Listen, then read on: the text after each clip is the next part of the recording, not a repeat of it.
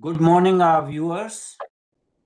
Welcome to the Council for Strategic Affairs monthly roundtable discussion. My name is Dr. Adityanjee. I am the President of Council for Strategic Affairs. And today is Saturday, November the 8th, 2025. It is 10 a.m. Eastern Standard Time in US and it is 8:30 p.m. in India. Those of you who registered using our link probably saw this flyer. And of course, it gives the detail of the program. The topic for today's discussion is the ASEAN Summit, the way forward. And we have very distinguished panelists. I'm very pleased to have these panelists, and we will introduce them fairly soon. A little bit about Council for Strategic Affairs. CSA imparts education in the field of international relations. We foster discussion, dialogue, and debate on geopolitical issues. The Council encourages strategic studies in general to raise the level of awareness.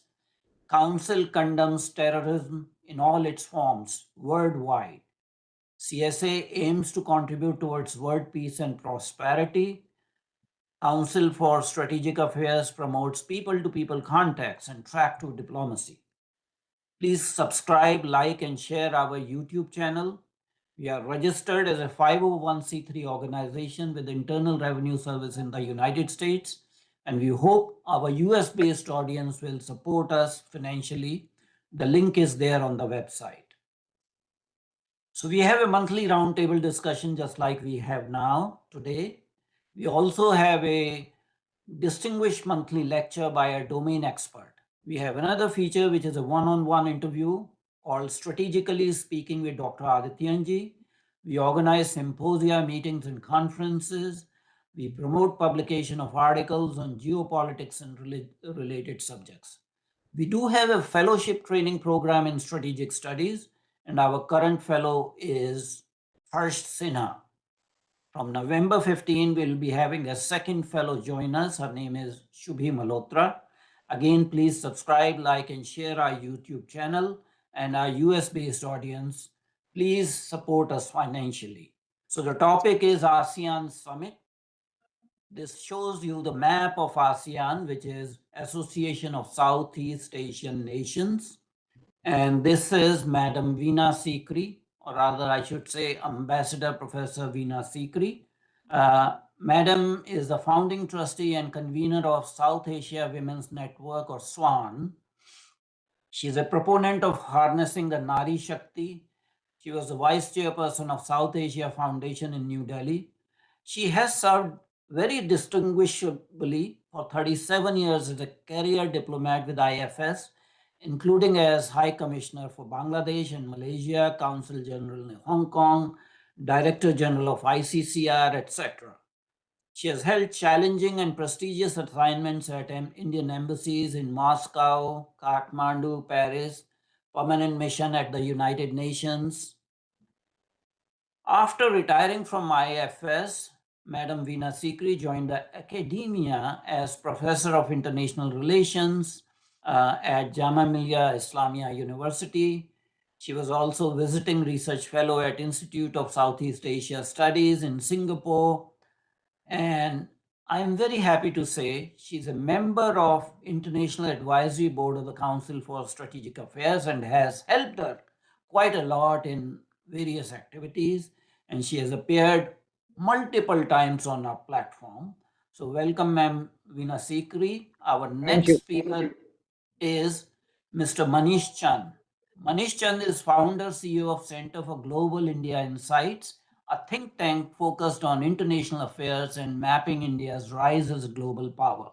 He is the CEO TGII Media Private Limited, a leading Delhi-based media and publishing and research company, and editor-in-chief of India and the World, an influential magazine and journal focused on international affairs, and India Rights Network, a portal on global affairs.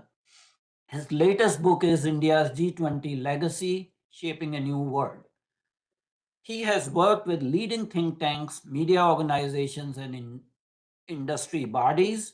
He personally covered the 47th ASEAN Summit in Kuala Lumpur, Malaysia in October 2025. This is the first time he's appearing on our platform, but I can assure him that this would not be the last time. We will seek him out again and again. And our last speaker is Dr. Shrabana Barua.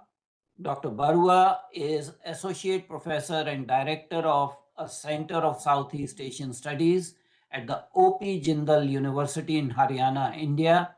As a researcher, she has expertise in geopolitics in South and Southeast Asia on the issues of infrastructure, connectivity, issues pertaining to Myanmar, Pakistan, multilateral groupings like ASEAN, BIMSTEC, etc.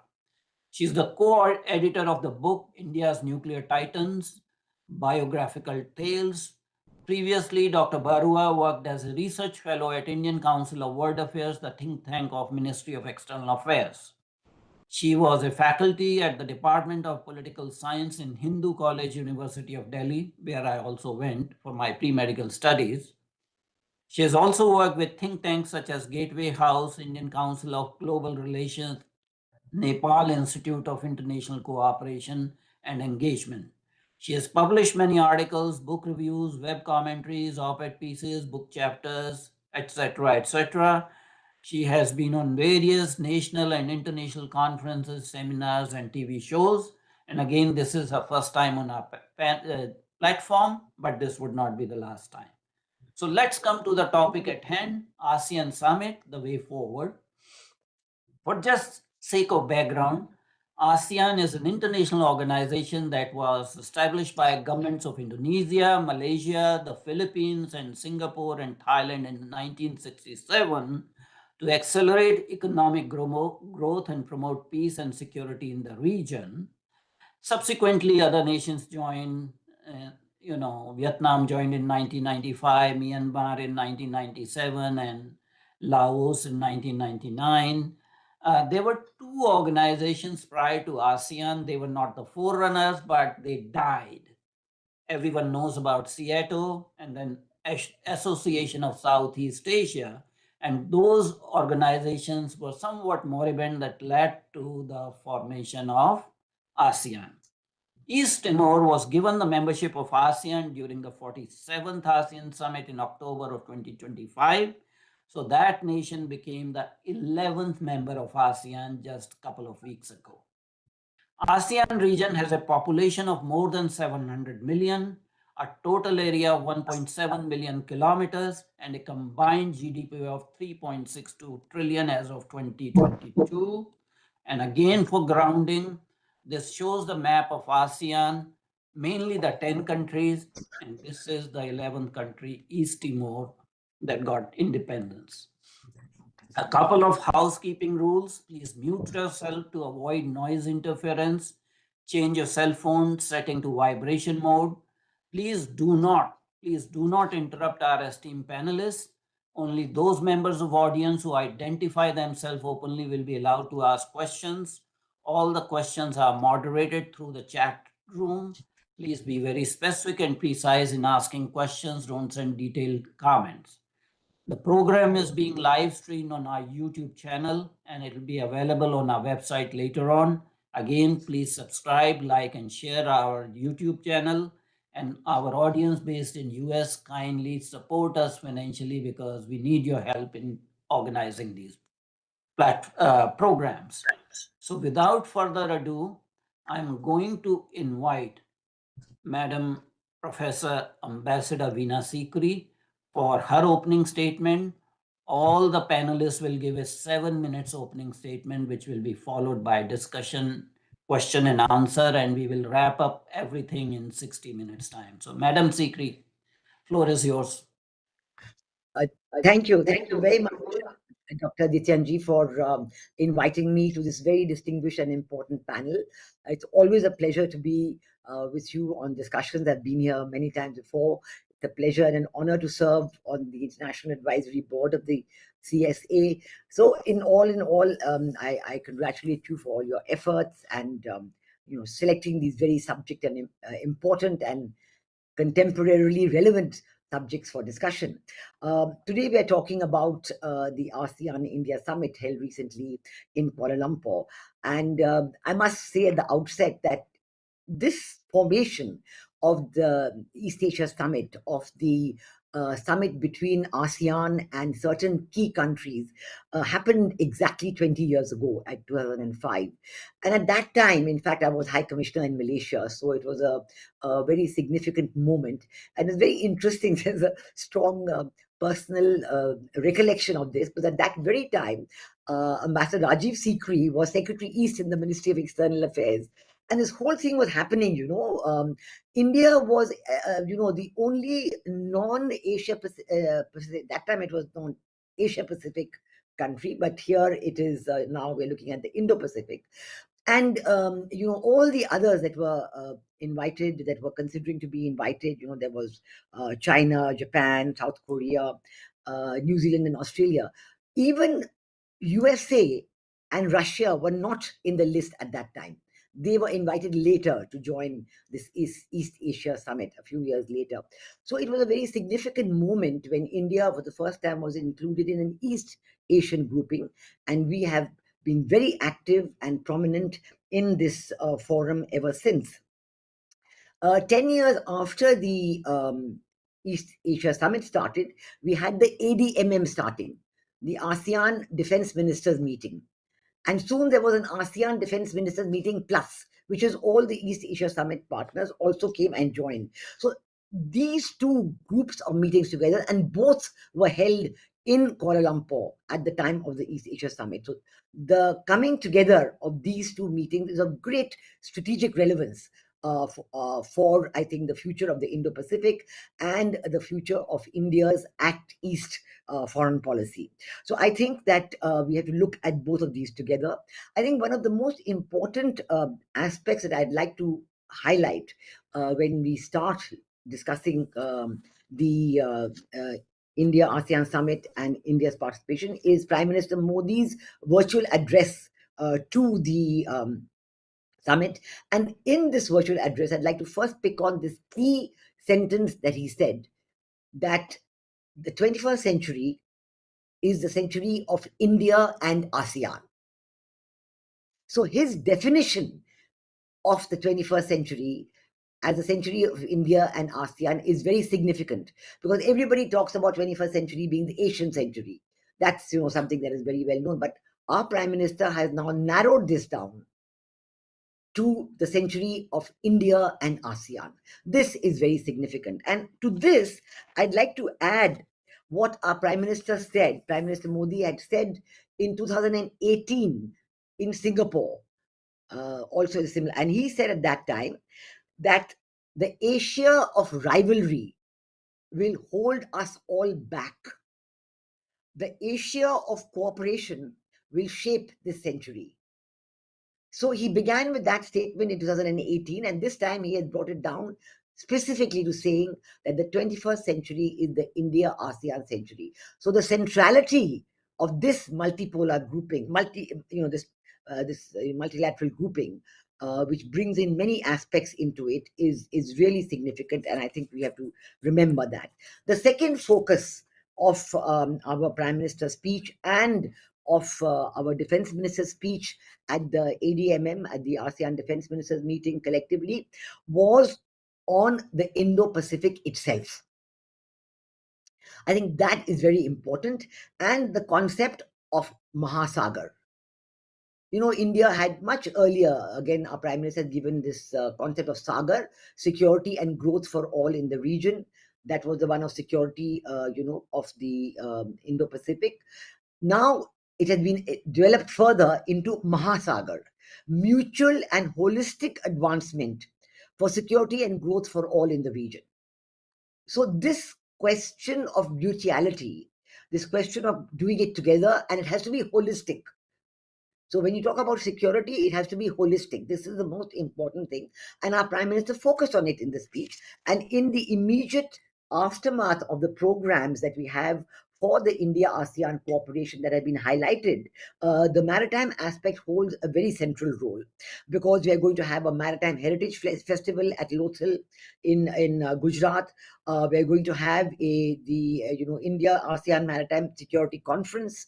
We're going to have a real focus on the maritime security. So I think that was really, really important, what was being said, and we fully support the central part of this is the India-ASEAN cooperation. India fully supports ASEAN unity, ASEAN centrality, and the ASEAN outlook on a free Indo-Pacific, the free and open Indo-Pacific. This is the ASEAN has already made an outlook on the free and open Indo-Pacific, which we have fully supported, and we've added free and open and inclusive Indo-Pacific. So I think these are the additional concepts, the additional ideas that India has been giving to ASEAN. And this time at the India-ASEAN Summit in Kuala Lumpur, you saw a full acceptance of these ideas.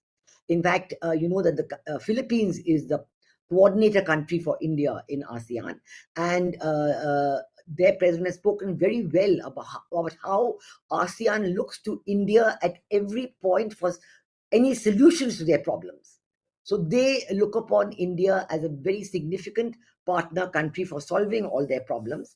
And I think that this is another very important statement that we made. We also saw the India-ASEAN program for 2026-2030, the next 5 years that has been developed and was announced. This is given a future plan of action, a future direction to India's cooperation.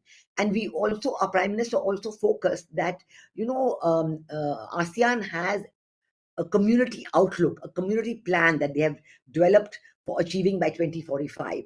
And this synergizes very well with India's own Viksit Bharat plan for 2047. So you see all these important synergies of India and ASEAN that really came up in a very big way at the India-ASEAN Summit, both through our Prime Minister's virtual address and then subsequently through the ADMM and our Defense Minister's speech. And I think that the additional point which comes up very well, our Prime Minister spoke about it greatly, is the importance we attach to counter-terrorism as an important focus of our cooperation with ASEAN. And now India and ASEAN, under the ADMM process, are co-chair of the counterterrorism grouping. And we are going to have a meeting of that counterterrorism grouping. We even perhaps hold it in India at one point as part of this cooperation. So I'm giving here all the very significant aspects which align India's own priorities, India's own, whether it is counterterrorism, whether it is the concept of multipolarity, whether it is India's strategic autonomy. These are all points on which India and ASEAN see eye to eye. In fact, one of our leading, presidents of our think tank who had gone to Kuala Lumpur on one of the conferences meetings held on the eve of the India-ASEAN Summit, he made a very interesting remark when he came back that at that conference, at that discussion, there was a lot of discussion on the importance of, the ASEAN centrality and, the India, ASEAN and other cooperation. And they said, look, we don't want a world of just McDonald's and Coca-Cola, but we don't want a world of just McDonald's and dim sum as well. What we want is a world where all this can coexist with curry and chili and nasi goreng and all of that. So it was a very interesting comment that how India and ASEAN share this approach. It is indeed going to be the India-ASEAN century, and how India and ASEAN now take forward into implementation the plan that we have 2026-30, the quick impact projects that we have. We do know that because of the situation in Myanmar, because of the difficulties that Myanmar has been having for the last 3-4 years, there's been a delay in implementation of many of the connectivity projects, whether it is the Kaldan multimodal, whether the three-country, the India, Myanmar, Thailand highway, which would then extend right up to Vietnam. in the eastern on the eastern border, and then also go down to Malaysia and Singapore and Indonesia in the south. These are very important connectivity proposals that we have to work on, and I think that the participation. Before I end, I think my 7 minutes are up. I would like to say that India's participation in this summit meeting highlights how we have now focused our uh, common points of interest. Maritime security has emerged as a huge common point of interest. The ASEAN FOIP and the India's FOIIP, this has been a very important. The trade resilience, we want to work on this. We want a review of the India-ASEAN FTA, very important aspect which we have focused on to give us this opportunity to make it mutually beneficial, to ensure supply chain resilience, to bring in digital trade, to bring in digital payments, fintech, and so many other technologies in which India has a great advancement. And the other, finally, is the very important aspect of sustainable tourism between India and ASEAN. And I mentioned tourism at the end as an important factor because it's not just tourism as one sector of development. Tourism is the key to people linkages between India and ASEAN. And I think we know that ASEAN is such a huge hub of global tourism. Bangkok itself, Singapore itself, they're huge hubs. And we need to link up with those hubs to make sure that more and more people, particularly the younger generation needs to come to India. The younger generation from ASEAN needs to come to India much more to know what India is all about. And to encourage this, we have now announced the setting up of a Center for Southeast Asian Studies at Nalanda University, that even at the academic level, at the learning level, students should come. At the tourism level, young students should come so that they know about India and realize at first hand the importance of India in the future of ASEAN and the significance of the India-ASEAN partnership going ahead. Thank So you I'll very stop much with this. indeed, Ma'am Sikri, for your opening comments. Now it's my pleasure to invite Mr. Manish Chand to give his opening statement. Kindly stick to 7 minutes deadline, please. Um, First of all, good evening, America. Good morning. Good evening, India. Good morning, America. Uh, First of all, I'd like to thank Dr. Adityanjee and Center Council of Strategic Affairs for inviting me to join this very important and timely conversation uh, on ASEAN Summit and the way forward. With distance of hindsight, it is an appropriate time now to look back and map the road ahead. So let me just quickly, dive straight into the topic and share some of the impressions as I was present at the Kuala Lumpur summit and saw a lot of action up close. Uh, First of all, we need to understand the context, why this summit was so important. And these ASEAN summits in Kuala Lumpur were held against the backdrop of intense geopolitical and geoeconomic disruption, marked by tariff wars and conflicts around the world, Gaza, Russia, Ukraine war, and decline of faith, credibility, the multilateral system under great stress and crisis. So I think one of the important key takeaways of the Kuala Lumpur summits were that these summits probably brought together one of the largest gathering of leaders, not just from the region, ASEAN and the region, but from across the world.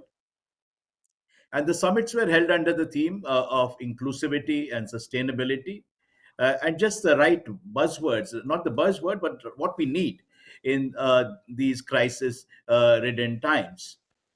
Uh, the presence of such a large number of leaders is important, especially from leaders from outside the region. This is probably the first time I saw South African President Cyril Ramaphosa. There were Latin America represented by Brazilian President uh, uh, Lula, and so the leaders of all BRICS and all Quad countries were present in Kuala Lumpur, which kind of highlights ASEAN's role as a bridge builder of sorts, bringing together leaders and people from different regions. So it extends the relevance of the ASEAN bloc as such beyond its immediate geographical expanse. Secondly, Timor-Leste accession as ASEAN's 11th member, which makes ASEAN 11 like a cricket team and not ASEAN 10. It is no longer ASEAN 10. Also strengthens the bloc's inclusivity. There is a lot of work going ahead in terms of, fast tracking the integration. There are procedures of Timor-Leste in the ASEAN.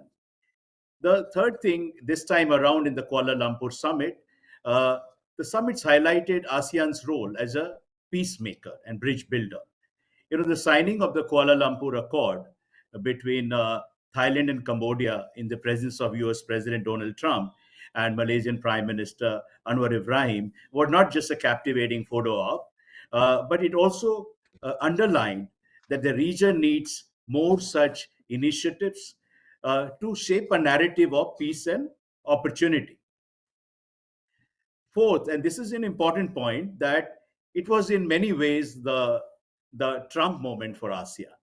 I was there for a few days there, and it was Trump all the way, although he came only for a day. So Trump was a towering presence at the summit. And in a way that people may be critical of Trump, maverick disruptor and all that, but it also raised the summit's profile and visibility. It enhanced, imbued it with greater strategic heft and depth. It is significant that in the during his first term, Trump attended only one ASEAN summit. And here in the second term, barely within months, he's attending the Kuala Lumpur summit. Of course, it was tied to his presence at the signing ceremony of the peace accord. But that apart, it also raised the visibility of ASEAN as a bloc.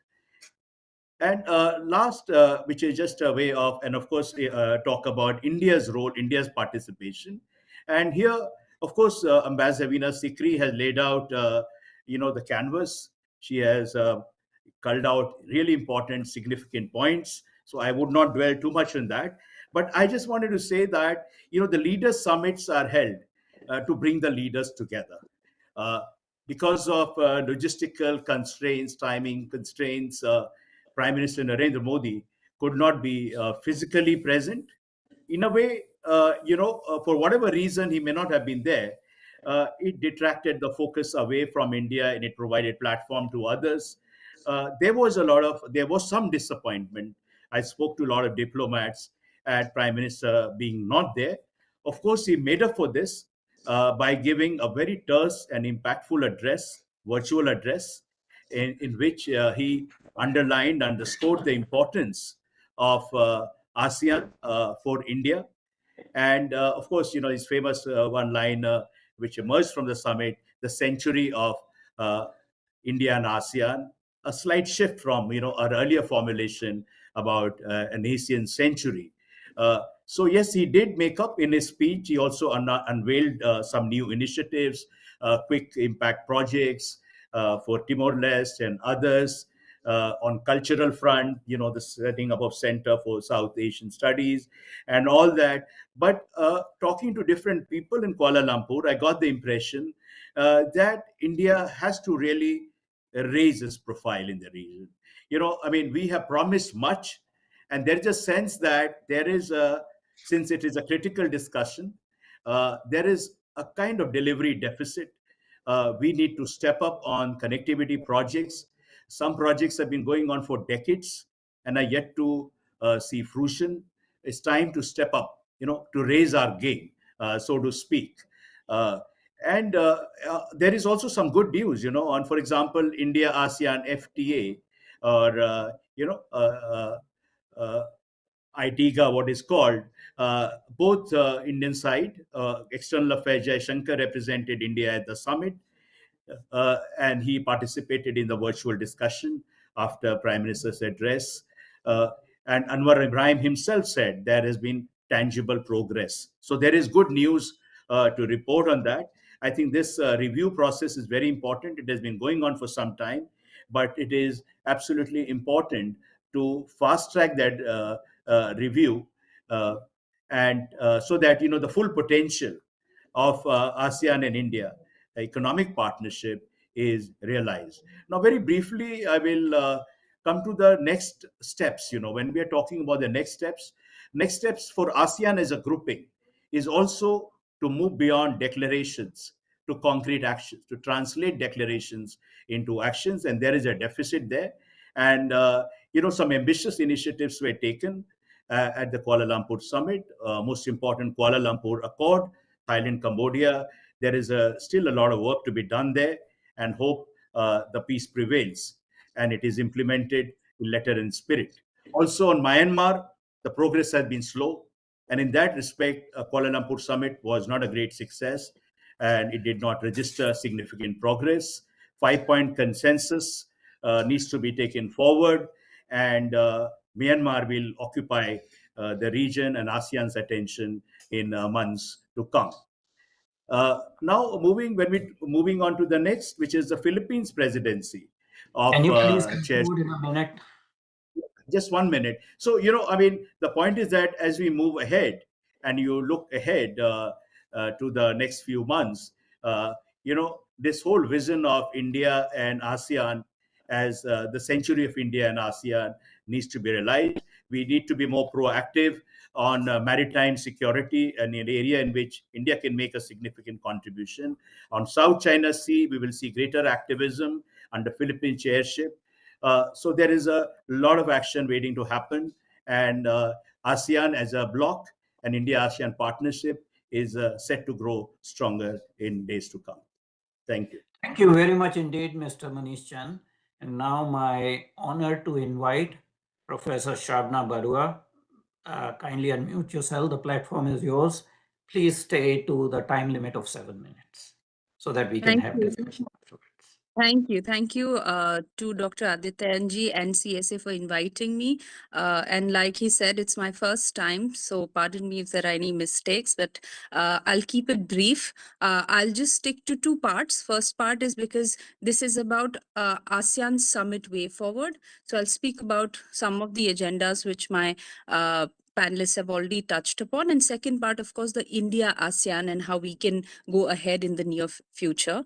Most of the points that have been touched upon by my previous panelists, I'll start from the Timor-Leste's accession to the forum finally. Why I say finally is because it was there for many years. And despite the fact that, and since I'm a professor, I'm going to give slightly, context, a little bit of historical narrations to a few things. And because Timor-Leste is a country which has seen partition from Indonesia and a bloody partition that too. Having said that, Indonesia supported Timor-Leste's joining of ASEAN, but finally we have it, and it's the 11th member, as has already been said out. But what about it? How does ASEAN gain from it, or how does the new country gain from it? I think ASEAN's gain is not as much in terms of in terms of I'm not saying that it's not going to be helpful at all. The theme itself says it's about inclusivity. So having Timor-Leste included in the forum, I think, brings ASEAN more close to its theme, that it really believes in the inclusivity, which was much needed. But having said that, there are further talks for the near future of will this new country be able to, capacity building. I think that was already being talked about. Will this new country be able to take the load that ASEAN puts on its shoulders? So I think we are yet to see how that is going to happen. And as has been said, India has already said we'll have some QIP and things like that we'll do with the country. Second point is the clash between Cambodia and Thailand this year that happened, the ceasefire in July, which President Trump said to have really, boasted about it. And we saw it finally being signed. My predictions are that it will hold. But having said that, we again have to remember that this is a very, very old territorial dispute between Cambodia and Thailand. 2008 is when there was a huge clash, and UNESCO had declared the Previhar temple as a UNESCO heritage site.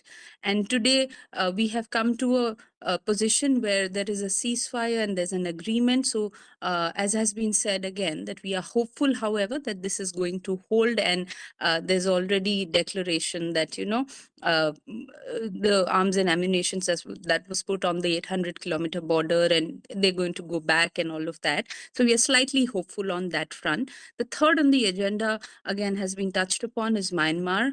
I think I almost agree to what Mr. Manish Chand has said. I don't see too much hope, and because I deal with Myanmar very in a more minute way, the elections are announced on the 28th of December, and only in the last couple of weeks we have seen that there is new emergency that's being really under the new emergency laws, because of elections that have been announced and new laws that have come about. More than 88 people have already been arrested in the last few weeks. So I don't think so ASEAN has done really succeeded on that front. But having said that, after February or maybe April, when Myanmar's elections will have happened, Myanmar elections, in my opinion, again, will also have its way of legitimization, because the junta would have said that we have already had elections in, say, 45, 55, 50% of the territory, therefore it's legitimate. I think the question on Myanmar will slightly settle on the ASEAN agenda, because I think even ASEAN as well as India and the neighborhood are sick of Myanmar being in this situation. So whether it's good for Myanmar or bad for Myanmar is a different question, but the Myanmar on the ASEAN agenda may find some solution next year. The fourth, obviously, is the South China Sea dispute. I think, again, it's too protracted to comment in such a short period. It's going to continue. Coming to the next phase, where we can, if I can just briefly touch upon, which I think Ambassador Sikri has already laid down very well, what we have achieved and what we are looking forward to in the next couple of months, if not years. India-ASEAN, this was the 22nd India-ASEAN summit.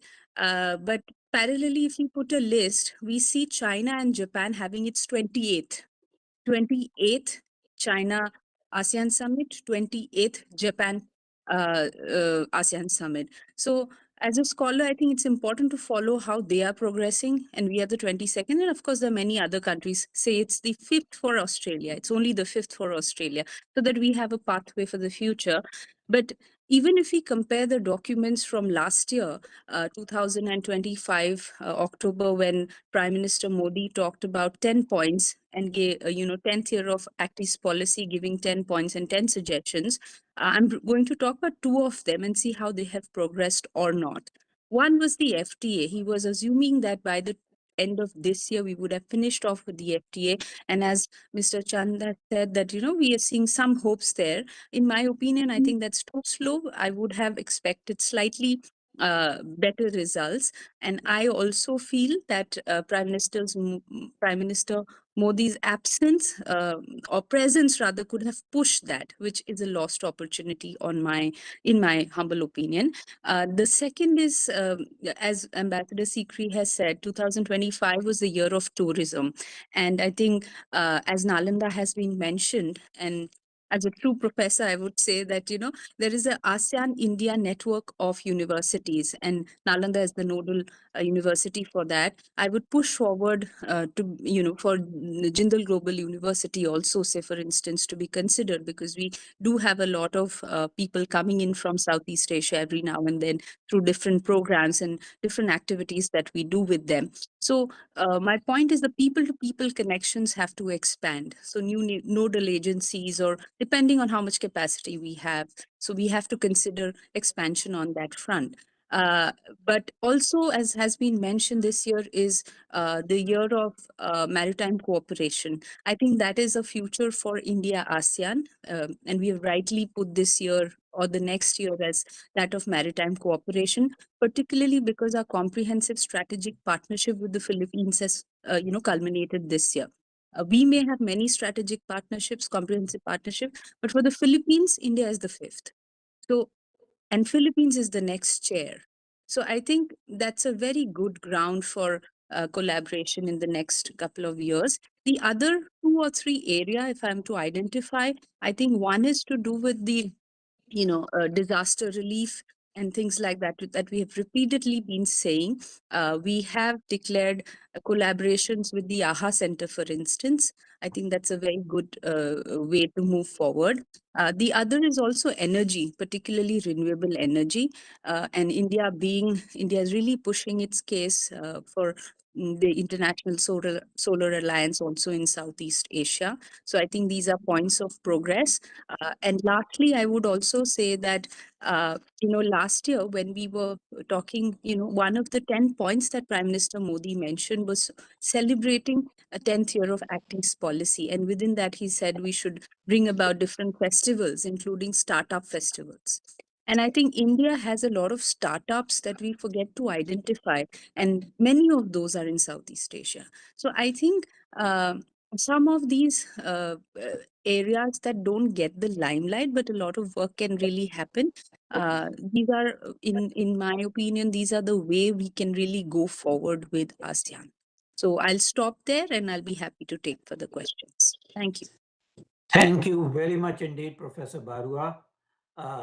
It's very important to have critical thinking and not feel good all the time, because ASEAN Summit generally is considered to be a feel-good meeting where you don a batik shirt and indulge in crooning by head of states. That was historically the, sum total of ASEAN summits, but things are changing. Before we go on to question answers and discussion, I have a member in the audience who is also affiliated with the Council for Strategic Affairs, and he is Ambassador Suresh Goyal, who is the director of Center for Southeast Asia Studies for Council for Strategic Affairs. So I'm going to start with inviting Ambassador Suresh Goyal and give his critical viewpoints on one particular question. Ambassador Goyal, we have talked about all the successes of ASEAN, but in its 47 years of inception, what have been the remarkable failures of ASEAN as an institution? Thank you very much, Dr. Adityan. I mean, it's interesting that you should ask me to describe the failures of ASEAN vis-a-vis India. I have Ambassador Veena Sikri here, who has served in Malaysia. And if I can say so, my diplomatic career actually began with my first posting in Singapore and the posting after that in Malaysia. In that sense, my career has been not parallel, but more or less synchronous, if you can say so, with what previous High Commissioner Veena Sikri has described. Now, let me come to the point really here.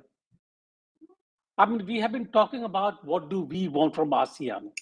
Fair enough. ASEAN is an important component of our Act East policy. Our Act East policy began in 1991. And pardon my saying so, but I'm going to be, I think this is one advantage of having retired. And I don't have to indulge in diplomatics. I can be very straightforward. 1991, we went to Southeast Asia basically simply because our economy was in doldrums. We had to find one anchor. At that time, the Cold War had ended, and we didn't know where to look. And we went to Southeast Asia, culturally close to us, economically advanced, economically developed, and it worked very, very well. But what did ASEAN want from us? That's an important point. ASEAN looked at India as a kind of a counterbalance to other very predominant influence in the region. And I know it on the fact of intimate conversations with people from Singapore, from Malaysia, not Malaysia so much as Singapore, with Chinese majority population over there, who thought that India could be a good counterbalance to the Chinese influence in the region. Now, have we done that? Are we playing that role at all or not? And my sense is that while Southeast Asia is important to us, ASEAN is important to us, and we need to basically make concessions, and we need to really accommodate ASEAN in our own foreign policy. We have not done enough, really, in terms of understanding what the ASEAN sensitivities are. Let me begin with what we have not done. RCEP. Now, RCEP was one trade arrangement where I know for a fact that ASEAN was looking at India to be part of it, not for any other reason, but basically because they didn't want to be completely beholden, or the cruder word would be enslaved to the Chinese trade tactics, which we all know what they are. But unfortunately, we chose to stay out of it and we left ASEAN.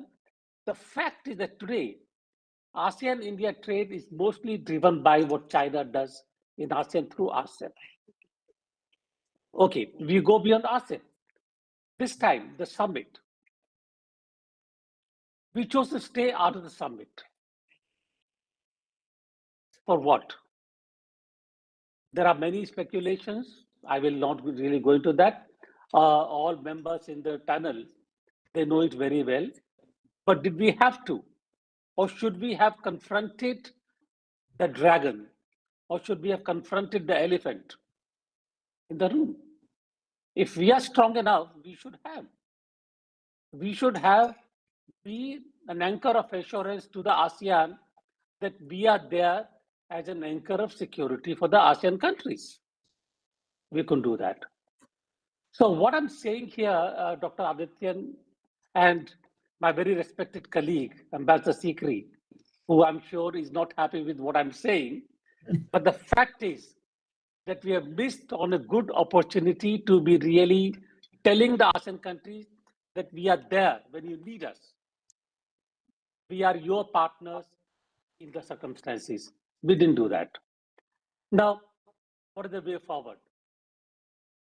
I think in many ways, leaving a few countries apart, and I think there is only one really, not even a few, leaving that one country apart, most of the countries look at India as a stabilizing, influencing the region. We need to play that role. We need to go forward and say that yes, apart all the differences and everything, but we are going to be with you at a strategic level to be able to ensure that the stability that you seek comes into the region. I think I stop over there really because there are so many more academics. Manish is there, and Manish, we have had our differences even earlier when I was doing the cultural affairs. But with that apart, I'm going to leave it to them really, but I'm interested in knowing how do we handle our relations with ASEAN at the moment. Leave the words apart, leave the optics apart. But can ASEAN really depend upon us now? That's my question. Thank you very much indeed, Ambassador Goyal. As the moderator, I have certain liberties. So in terms of lost opportunities, if I may add, India lost the opportunity in 1967. India was approached for membership of ASEAN. India's then government refused to be a party to ASEAN as a member country of ASEAN because the then government thought that it is a successor to Seattle and India didn't want to be part of military blocs. That was a Himalayan blunder committed by Indian government in 1967, and we are still paying the shortcomings of that short-sighted discussion. So I just use my moderator's prerogative to highlight that particular issue. Now, thank you, Ambassador Goyal. I have a very specific question for Ambassador Sikri, because I'm not only thinking this in terms of India and ASEAN. For effectiveness of ASEAN as an institution, does it need to change its decision making process from unanimous decision to plural decisions? And the reason for that is there's a split within the ASEAN. There are a couple of countries that are lackeys of a superpower, North. And they tend to follow the line given by that particular superpower, and that leads to stalled decision-making process in the ASEAN. It is well talked about outside ASEAN. Within ASEAN, because it has consensus decision-making process, they just keep quiet. What are your views on that failure of ASEAN to reform itself as an institution? Thank you very much. I'd like to respond to what you've asked and also to what Ambassador Suresh Goyal said. And in addition to one of the questions which has come up on the chat on how can India tackle the influence of USA and China in ASEAN. These are all linked together, these three issues. I think, first of all, I think we have to respect the ASEAN's own decision on its decision-making process by consensus. This is the internal working of ASEAN, and I think we have to respect it. And I think it is the only way forward for ASEAN. If they do not maintain the consensus issue, they will break up, because then there will be a complete clash and and this is not the ASEAN way of operating. The ASEAN way of operating is very much by consensus, very calmly, even though it slows progress, as we've seen in the case of Myanmar and the 5-point program and so on. Progress has been greatly slowed, again, because of the influence of one country, namely China over Myanmar. And certainly what you mentioned, about Cambodia and Laos, these are countries that have succumbed greatly to China in terms of the economic grip. And because of the economic grip, so the security grip, the political grip that China has tried to maintain over these countries. But I think that it is quite clear that maybe if you look at a question of China's influence versus USA's influence, for example, there are a lot of countries who say that, oh, China's influence is much more, in USA's influence is waning, because especially now, the question of tariffs, the question of cuts in aid because of the USAID having been shut down, and the question of visa issues, the very strict new visa guideline that America is giving to anybody who wants to visit there, will certainly lead to a cut in or decline in American association with many ASEAN countries. And by inference, people are saying that this will mean that China's influence will go up. But I must tell you that this is where India comes in. And this is where you have this great aspect of ASEAN. We saw that in the statement made by the president of the Philippines, that they all look to India whenever they have any problem to solve, and they seek the solution through India. And this is where India has to, I think, take up this challenge and be more quick in implementation of the projects, more quick in responding to exactly what ASEAN sees as its priority interest. And I must tell you, when we talk of the influence of China within ASEAN, we also must know that all the countries of ASEAN are very wary of China. They're very apprehensive of China's influence. They don't want to have that strong influence of China. But of course, they are too polite to say so. That is not the ASEAN way to confront China or any other country. They certainly operate in a very different way, whether in their individual foreign policies or in their collective approach through ASEAN. So they don't say very much about it. But say, for example, on the situation in the South China Sea, the ASEAN countries have for several decades, been wanting to have a code of conduct for operation in South China Sea. They're so many of the ASEAN countries have maritime disputes with China on the maritime boundary in the South China Sea. Philippines is the one that has the most direct and the most frequent, even in fact, physical clashes, between the coast guards of Philippines and China. And Philippines has even gone to the International Court of Justice and received a very favorable verdict in its own favor, on the South China Sea. But China completely ignores all of this, and they go ahead. They've gone ahead with their land reclamation. They've gone ahead with building, runways and, threatening to do all kinds. They have this famous or infamous 9-line, etc. I mean, this is really very difficult. So, in fact, India's position with the Quad, with Japan, Australia, and USA on the importance of maintaining the sea lines of communication, maintaining a free and open and inclusive Indo-Pacific is very, very significant. So this is what we want to do. And we are working on this both through Quad, but also directly with Japan, directly with Australia, directly with Philippines. With each of these countries we're working on. So we are also proceeding in a very slow but certain manner. And many of these countries look to India. In fact, so much so that the former Prime Minister of Singapore, Goh Chak Tong, at one point he said that for the Singapore aircraft or the Singapore aeroplane to take off, the two wings are India and China. He said that. He said that we want to have, between India and China, we want them to both come in and work with Singapore so that we can lead our way to prosperity and continued stability. So this is a big challenge when we look at, it's easy to see an overwhelming influence of China, but you have to look within and see what are the wariness which the countries of ASEAN have. The problems in the South China Sea, the problems of maritime security, it's very real, and India can really step in. So we have invited all the ASEAN countries for the Milan exercises with our navies. We are really going ahead on that. And I think that we are able to do this in our own quiet way, but effectively, and it will be increasingly effective in the coming years. Thank you, Ambassador Sikri, for a very elaborate, answer and discussion points. And I think that enriches the discussion. But again, in a critical academic discussion, there can be differences in points of view.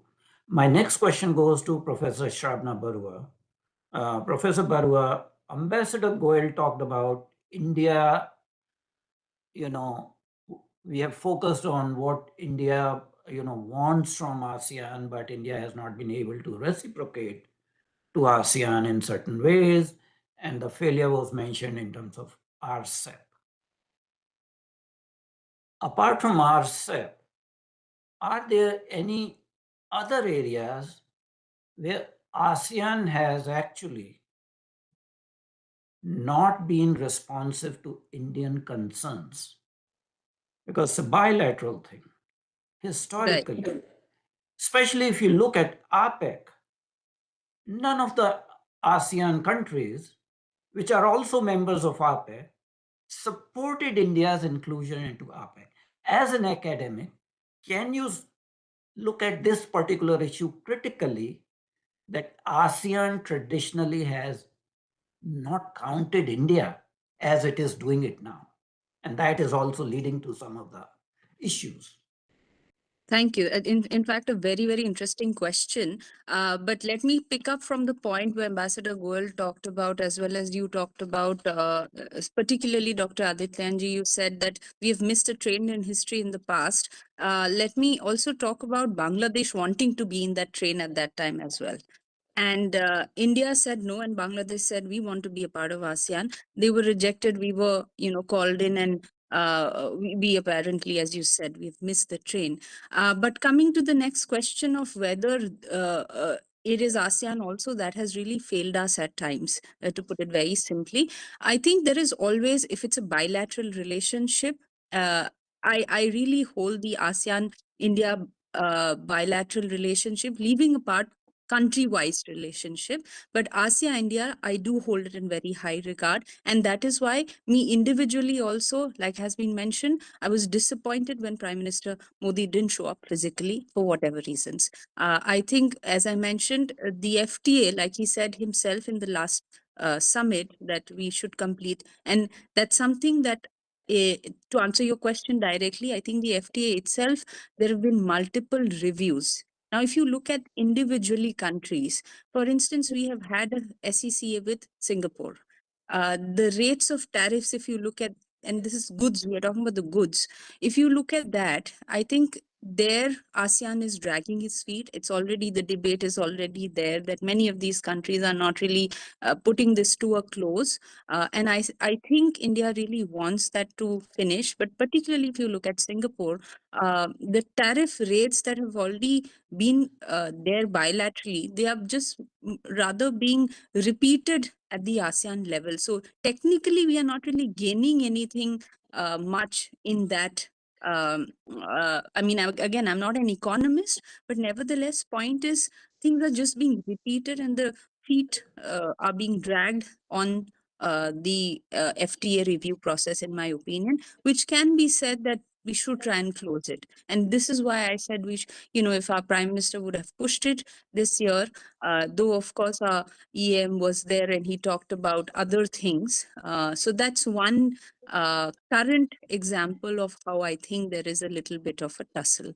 Secondly, there is another aspect which I feel that we can do better, and that's again being said, that the projects that are sometimes said to be not completed, whether it's the Kaladan multimodal project, whether it's the trilateral highway or whatever it is, I feel there are some of these are particularly done with Myanmar, as you know, that the route through which it progresses is Myanmar, and Myanmar itself is complicated. Now, if you remove Myanmar, probably these would have been slightly faster. But so I wouldn't hold if you called the cause for delay, it does, as much as it may sound cliche, that there has been delays because of Myanmar and the situation there as well. Of course, I'm not defending anyone saying that we have done well in other countries, other projects, but I think a lot of blame does go on that situation. I'll just answer the question quickly that's on the chat box, which says that is Myanmar going the same way as East Timor? I think Myanmar is a case in itself. It's not going anyway. It's created sort of its own mess. And there are repeated questions of what now next in Myanmar. Is it going to become is the country going to fall apart? Is there going to be a confederation system, or what is it going to be like? I think the country is not going to fall apart per se. We will not see balkanization of Myanmar, something that's a lot of times we hear, but nevertheless, the solution will have to come from within that country itself. I'll stop here. Thank you, Professor Barua. I know that Ambassador Sikri wanted to make a rejoinder, so I'll give her a chance. We are above our time, but because this is an interesting discussion, I'm going to extend it.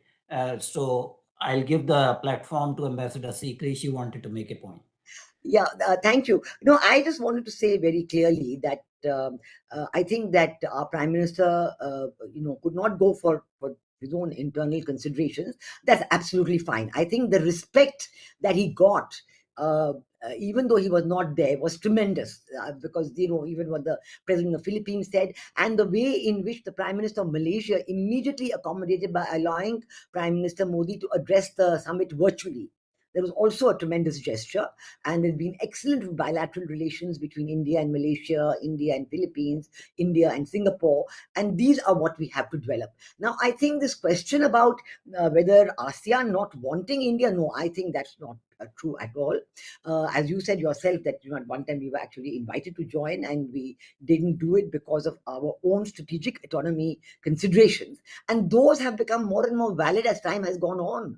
In fact, ASEAN itself now realizes the value of strategic autonomy between USA on the one hand, China on the other, and realizes the importance of maintaining this ASEAN centrality. They will achieve their goals only, and their role as Asian tigers. We know in the 1990s when I was there in Malaysia also, the role of ASEAN as Asian tigers was very high. But they know they will maintain this only if they maintain their autonomy as a grouping. So that concept of strategic autonomy that has come to India through India is very valuable for them. And I think that you can't really count influence that say, in the chat box, oh, India is number 9. If you look at it in terms of trade or investment, yes, maybe India is not as prominent as USA or China. But look at cultural influence. In cultural influence, India is number 1 because everybody in ASEAN respects their civilizational links with India. In fact, I'd gone there even in 2016. I did a report, and in so many universities I went to in ASEAN, including in Indonesia, in Thailand, in Singapore, and others, they said, we want to teach about India because our children have to recognize the importance of their civilizational heritage. Otherwise, they will give in to radicalization and fundamentalism. So they Thank feel. you very much indeed, Ambassador Sikri, for your rejoinder. I'm going to take the next question directly from this to Mr. Manish Chand, talking about lost opportunities and talking about India's cultural and soft power and influence in ASEAN. The Priya Vihar temple complex and the conflict is long-standing, we know that. 2011, I wrote an article about Indian governments need to get involved in it. It was a different government. There were very concrete suggestions given. The paper came actually in Vivekananda International Foundation's website. At this point in time, even before United States got involved, there was again a suggestion given that India needs to use its soft power. In fact, that article was co-authored with a training fellow in Council for Strategic Affairs. Again, we dropped the ball. And the main thing is that why do you allow extra regional powers to intervene in a very, very cultural issue? Did India not drop the ball at this time in 2025 by not using its soft power with both the countries? What are your views on that? You are muted, sir. You're muted. Thank you, Dr. Adityanjee, for that question. Talking about leveraging India's soft power, India has huge reservoirs of soft power throughout Southeast Asia. That goes back, of course, centuries, but even the strong living organic connections, cultural connections between India, Indonesia, Cambodia, everywhere. So the point is that how do you harness that? And this is where you are saying we dropped the ball, and that's a sad story. And it is under leveraging that how can we play, for example, whether it's a peace deal, translating cultural power into the geopolitical arena. For example, India is the land of Buddha, the peace, Gandhi, and all that. They may sound cliches, but I also must say, when we are talking about this Southeast Asia or ASEAN becoming a theater of geopolitical rivalry and India not doing enough or frustration, wariness with China, I think India has a bigger role to play, and this is where soft power comes into play because this is India's unique strength. China doesn't have that kind of soft power across ASEAN. Of course, it has in Malaysia, for example, in Singapore, where there is a wealthy Chinese diaspora. But if you look at historically and culturally, we have a strong competitive edge. And that needs to translate into a bigger proactive role in the geopolitical arena, in peacemaking, and all that. Also, very briefly, I see when I was there in Malaysia, and I have traveled to almost all ASEAN countries and many times over, some of them, there is a desire for India. I see that they want India to play a bigger role. Their frustration comes that India is not quite stepping up to the plate. And that's because like for example, much is being made out of Prime Minister Modi's absence. Well, that is not exactly the thing, but we need to step up the game because it's a world in which geopolitical rivalries are intensifying, and India, as the world's fastest growing major economy, as a world's fourth largest economy, going to be third, has to rethink some of it, whether it's economic outreach, whether in playing a more overt role in conflict and peace issues and all that. And a lot of Southeast Asian countries, and most of them see India as as a balancer. And there is also an admiration for India's policy of multi-alignment, of strategic autonomy, because this is exactly the choice which the entire region is facing, how to juggle the two major partners, US and China, and India is the third. And in this context, India should be very proactive to be seen and heard and counted to shape a multipolar region, which is the need of the hour. And here soft power could be a major asset. Thank you very much indeed. May I think here, please? A very brief Okay, Ambassador Goyal, the last interjection. Thank you very much. I'm sorry, but the reason I wanted to comment that I've spent my postings in Laos. I've been to Thailand, Cambodia, Vietnam, Malaysia, Singapore. My career began in Singapore. One advantage that India has, and I think you, Dr. Adityan, you put your finger on that Hinduism. India has been the harbinger of the Hindu civilization, and you name any country in the region. Thailand, Cambodia, Vietnam, Laos, any country. It has been a rivalry between the Hinduism from India, Buddhism from India, and Buddhism from China, which has come through Yunnan. Now, the point I'm making here simply is this. Pre-Vihar is not simply an issue of territory. Pre-Vihar is an issue of Hinduism. Who holds the bay there as a Hindu country in Pre-Vihar, Cambodia or Thailand? And I think India can play a role as the only one country harbinger of the Hindu philosophy. That's all I wanted to say. Thank you very much, Ambassador Goyal. This is exactly what I have stated in my written article starting from 2011. So it is a sad state of affairs that we drop the ball and we let others take the credit, but there's always future. My heartfelt thanks to all our panelists, Madam Ambassador Sikri, Mr. Manish Chand, and Professor Shrabana Barua.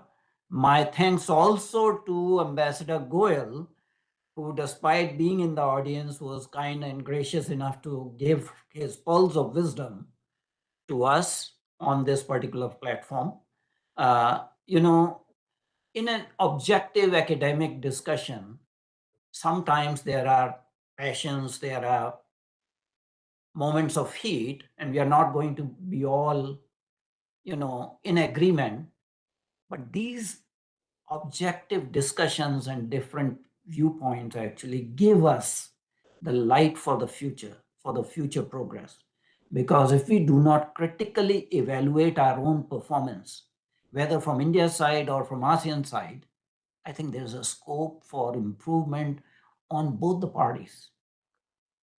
And future is there to grab. So my heartfelt thanks to everyone, also to the audience members, because on a weekend, who wants to waste their time in this kind of esoteric discussion? And finally, my sincere thanks to Team CSA, Mr. Ripudaman Pachori, Mr. Rajiv Verma. These are the pillars of strength I have. They help me in organizing these kind of events without even coming on the platform. They never show their face, but they are the pillars. They are the actual doing the hard work behind the scenes. So thank you to them. And we shall reconvene next Saturday. I may as well announce we are going to have a distinguished lecture. And that distinguished lecture will be delivered by retired Rear Admiral Sanatan Kulshrestha. We'll be making the announcement fairly soon by end of the day. So I hope that other people can join. But this was a very lively discussion, and my thanks to all the panelists from the bottom of my heart. Thank Thank you. you.